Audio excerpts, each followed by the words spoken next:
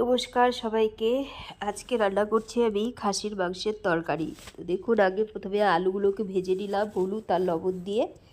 তারপর ওই কড়াইয়ের মধ্যে জিরে সোমবার আর পেঁয়াজ সোমবার তেজপাতা দিয়ে বেটে রাখা মশলা, ধনে জিরে আদা পেঁয়াজ রসুন হলুদ লবণ কাঁচা লঙ্কা সব দিয়ে এটাকে একটু কষিয়ে নিয়ে একটু চিনি দিয়ে দিলাম। চিনি দেওয়ার পরে এই যে বাটারটাকে এর মধ্যে দিয়ে দিলাম, দিয়ে এবার এটাকে কষিয়ে নেব।